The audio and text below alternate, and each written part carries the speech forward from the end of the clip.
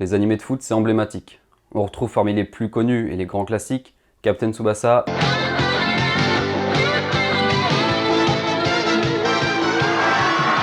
ou Inazuma Eleven.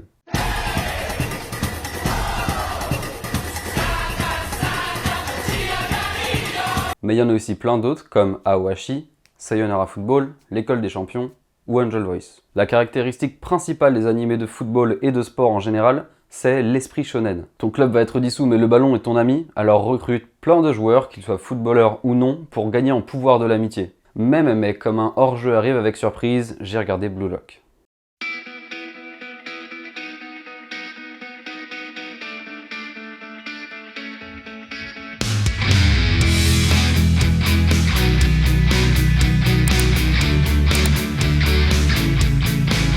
Hey, ici Tsukushi Corp. Aujourd'hui on parle de l'anime Blue Lock. Petite backstory, j'ai commencé avec les tomes 1 et 2 de Blue Lock quand j'allais chercher Dinosaur King sur DS dans le bus, me demandez pas pourquoi, et j'ai détesté. Et vous allez me demander pourquoi j'ai détesté, et bah je m'attendais pas du tout à ça et mon petit cœur de fan d'Axel Blaze a pas aimé. Pour résumer un peu le début du manga, comme vous le savez, le Japon n'a jamais gagné la Coupe du Monde, mais la fédération japonaise s'en fout un peu.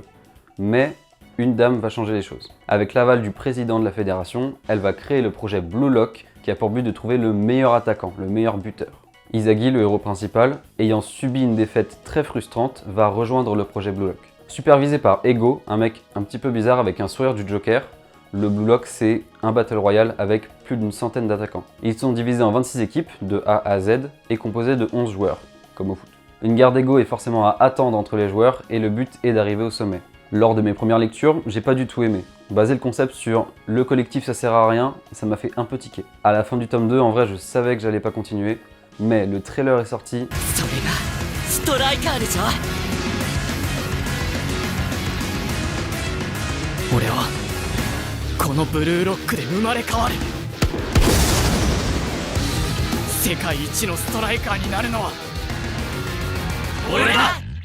Avec les animations, l'opening, et ça m'a hypé.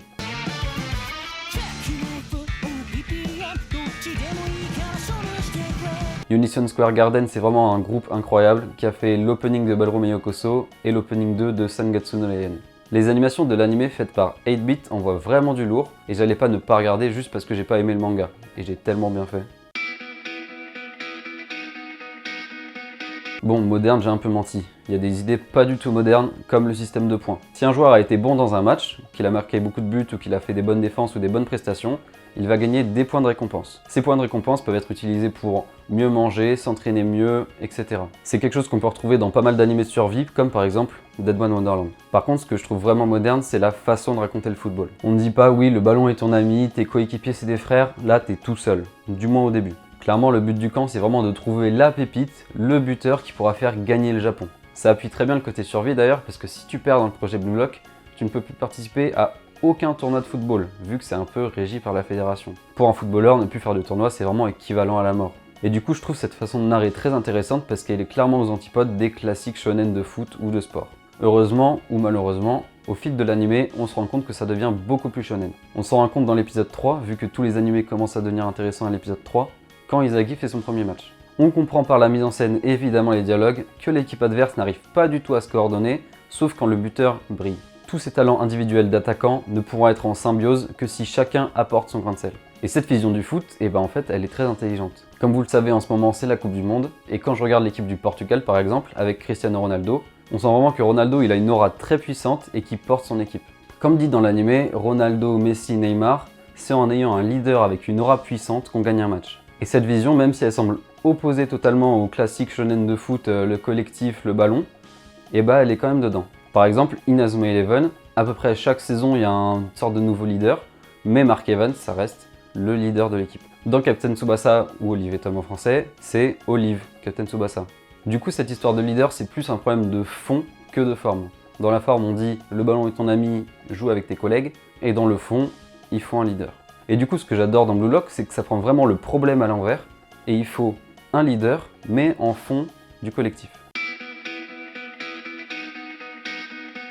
Comme je l'ai dit précédemment, en ce moment c'est la Coupe du Monde, et l'anime sort en même temps que la Coupe du Monde. Et les marketeurs, ils se jouissent.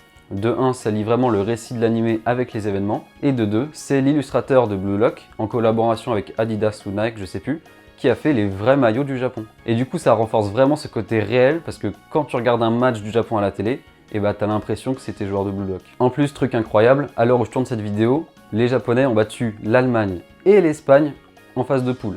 Et demain, il y a Japon-Croatie. Et du coup, la liaison entre le vrai monde et l'animé, ça rajoute vraiment un plus, et les producteurs sont contents parce qu'ils font du chiffre. Et ouais, ça vend les maillots. Je vais m'en acheter un aussi. La force des animés de sport en général, c'est l'exagération. Et là, c'est très fort.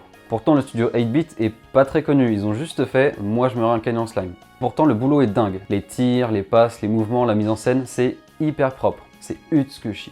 Est-ce que ça dépasse Captain Tsubasa de David Production? Je sais pas, je vous laisse me dire ça en commentaire. Personnellement, je préfère la vibe David Production. Ah oui, Jojo. Les animés de sport ont un grand avantage, c'est d'avoir une liberté folle dans le montage ou la mise en scène. Vu que c'est un grand terrain et que tu peux leur faire à peu près ce que tu veux, on peut avoir des moments hyper rythmés ou d'autres beaucoup moins, qui renforcent beaucoup la pression ou le suspense qu'on ressent. Et ça, c'est un gros point pour l'anime. Maintenant, je vais vous décrire personnellement ce que j'en pense. J'en attends beaucoup, d'autant que je le décris comme assez moderne, mais je sens que ça va vite se faire rattraper par l'esprit shonen, normal. À l'heure où je tourne cette vidéo, on est vraiment rentré dans le moment, il y a un adversaire fort, on essaye de le battre, on n'y arrive pas, et à la fin on y arrive, on apprend des choses, il y a un adversaire fort, etc. Vu que là on est à l'équipe Z et qu'il faut arriver à l'équipe A, j'espère que ce sera pas toujours comme ça, sinon ça va être vite très chiant. Typiquement à l'épisode 7, on va apprendre la backstory de Shigiri, qui a en fait une grande vitesse et qui va l'utiliser pour gagner le match. Shigiri, c'est clairement Nathan dans Inazuma Eleven. Mais du coup, j'ai peur que ça parte dans cette direction avec des redites d'animés qu'on connaît déjà.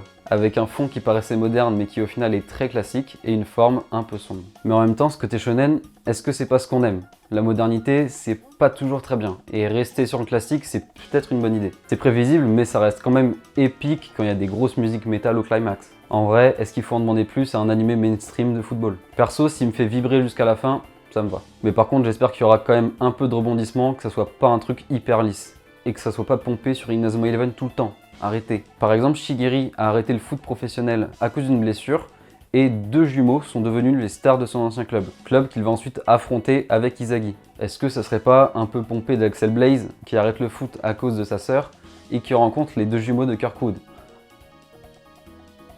Oui, dans tous les cas, Blue Lock c'est quand même une vraie surprise pour moi. Au départ, je voulais le regarder pour faire une mauvaise critique, mais il m'a fait changer d'avis. Déjà, c'est hyper jouissif avec des bonnes animations et des bonnes musiques, et le contexte qui entoure l'animé, ça en fait une œuvre très intéressante. Et voilà, c'était ma revue de l'animé Blue Lock. J'espère que ça vous a plu et que l'animé vous hype tout autant que moi, en espérant que le Japon aille loin dans la Coupe du Monde. Non. N'hésitez pas à me dire en commentaire ce que vous avez pensé de Blue Lock ou de la vidéo, ça me ferait très plaisir. Abonnez-vous à notre Instagram et à notre TikTok. C'était Utsukushi Corp, à la revoyure.